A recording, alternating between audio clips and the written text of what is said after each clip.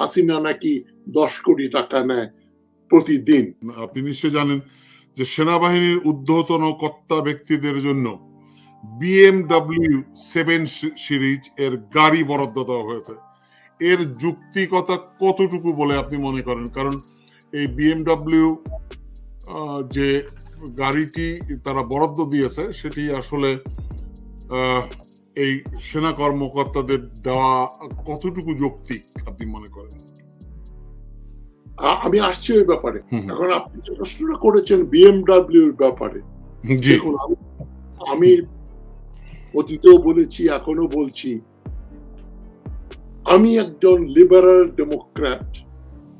আমি গণতন্ত্রে বিশ্বাস করি, লিবারাল ডেমোক্রেসিতে বিশ্বাস করি, এবং লিবারাল ডেমোক্রেসি যে সমস্ত দেশে আছে পূর্বে এবং পশ্চিমে, জাপান, দক্ষিণ কোরিয়া, মার্কিন যুক্তরাষ্ট্র, Canada, great Britain, Ireland, Germany, Spain, Portugal, Italy, যতগুলো দেশ ইউরোপের এবং এশিয়ার যে সমস্ত দেশে গণতন্ত্র আছে, জাপানে মনে করেন, হল্যান্ডে মনে করেন, সেখানে কিন্তু সরকারি গাড়ি ব্যবহার করে রাষ্ট্রপ্রধান বা রাজা, রাজা বা রানী।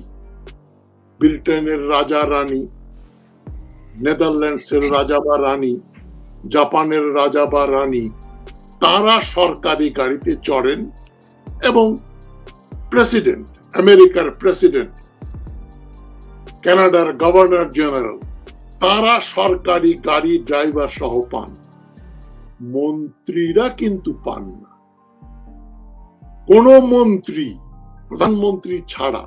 এবং ব্রিটেনের প্রধানমন্ত্রীকে আমরা দেখেছি ওই যে টিউবে করে যাচ্ছেন, দাঁড়িয়ে দাঁড়িয়ে খবর কাগজ পড়ছেন টিউবে দাঁড়িয়ে, নিশ্চয় লোকে বসতে বলেছে, উনি বসেননি, পাবলিক ট্রান্সপোর্টে যাচ্ছেন। তো ওই এক্সাম্পল গুলো, এবং কোন সরকারি অফিসে কোন আপ্যায়ন ভাতা বলে কিছু নেই।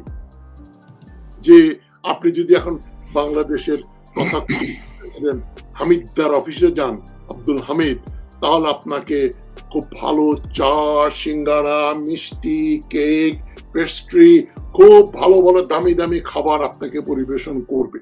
এবং আপনি যদি খাবারটা খারাপ, না প্রেসিডেন্টের ওখানে দেখা করতে গেছিলাম, ভালো আপ্যায়ন করেনি। কোন মন্ত্রীর অফিসে যান, সেক্রেটারির অফিসে যান, মন্ত্রীদের অফিসে যান, আপনি ভালো আপ্যায়ন হবে। এবং আপ্যায়ন ভাতা বলে একটা ভাতা তারা প্রতি মাসে নিচ্ছে। হাসিনা নাকি 10 কোটি টাকা নেয় প্রতিদিন। কেউ বলছে 1 কোটি, কেউ বলছে 10 কোটি। 1 কোটি হলেও একটা বিরাট ব্যাপার। মাসে 30 কোটি টাকা তার ফান্ডে যাচ্ছে। আপ্যায়ন ভাতা তো আছেই।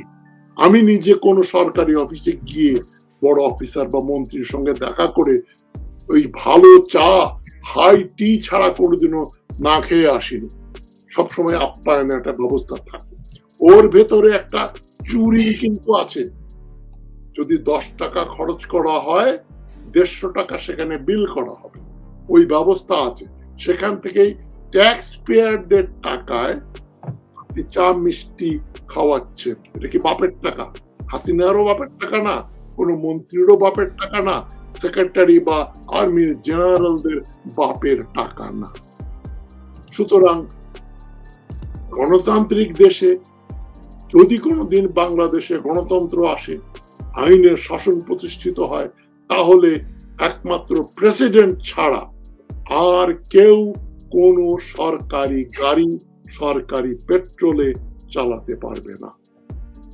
পাকিস্তান যখন প্রতিষ্ঠিত হয়, পাকিস্তানের প্রথম গভর্নর জেনারেল মোহাম্মদ আলী জিন্না একটা ব্যবস্থা করেছিলেন। উনি যতদিন বেঁচে, 1 বছর, সরকারি অফিসের কোন মিটিং এ শুধুমাত্র ঠান্ডা পানি সরবরাহ করা হয়, যেটা আমেরিকার যুক্তরাষ্ট্রের ওই যে Asia Pacific centre for security স্টাডিজে 4 বছর প্রফেসর হিসাবে আমি, যেমন সাউথ কোরিয়ার আর্মির প্রধান, ব্রিটেনের আর্মির চিফ জেনারেল বা ফরেন মিনিস্টার বা অ্যাম্বাসেডারদের সঙ্গে যে মিটিং হচ্ছে, আমরা 3-4 জন, ওরা 3-4 জন, কনফারেন্স হচ্ছে, 1 ঘন্টা 1.5 ঘন্টা ম্যাক্সিমাম মিটিং হয়।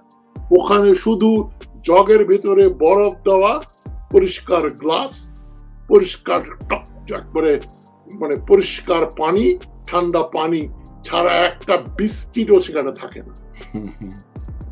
আমাদের দেশে হলে ওই ধরনের একটা ডেলিগেশন আসলে একেবারে খাবার এখানেই লাইন লেগে যাবে। কেননা ওই মোহাম্মদ আলী জিন্নাহ করেছিলেন পাকিস্তানে যে চা পর্যন্ত দেয়া যাবে না, সরকারি টাকায়, ট্যাক্স পেয়ারের টাকায় 1 কাপ চা পর্যন্ত খাওয়ানো যাবে না অফিসে যারা আসবে।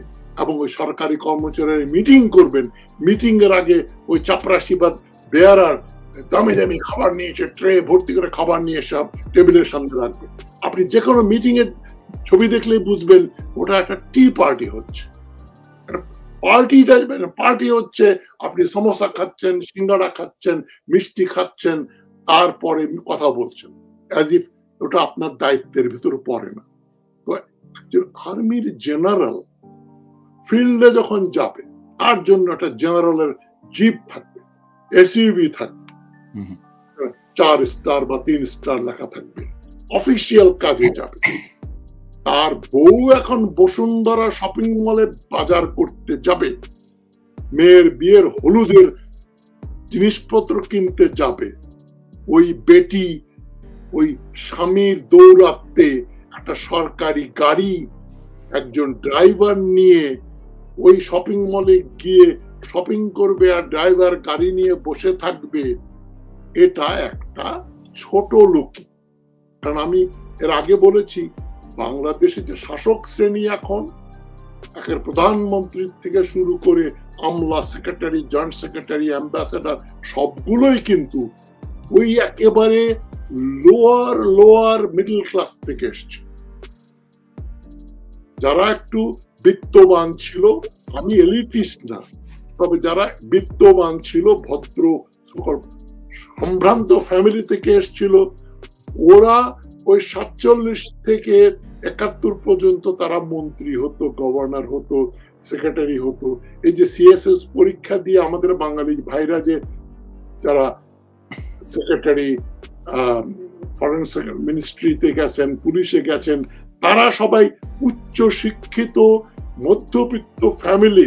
তারা অ্যাটলিস্ট 2-3 জেনারেশনের লেখাপড়া জানা বাঙালি ভদ্রলোকের ছেলে মেয়েরা সরকারের ঊর্ধ্বতন অফিসার হোক। 47 থেকে এই ট্রেন্ডটা 71 পর্যন্ত ছিল।